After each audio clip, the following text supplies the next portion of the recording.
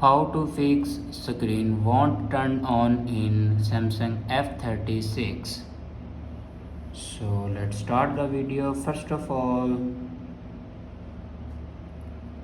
open settings. In settings, scroll down and here you can see the option general management. Now click on it and then scroll down and click on reset. Now here you can see the option reset all settings. Now click on it and then click on reset settings. After reset all the settings, then go back and click on factory data reset and then scroll down and click on reset.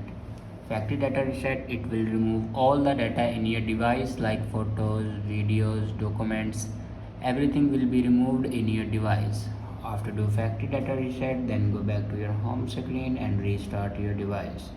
For restart your device, press and hold power button and then click on restart.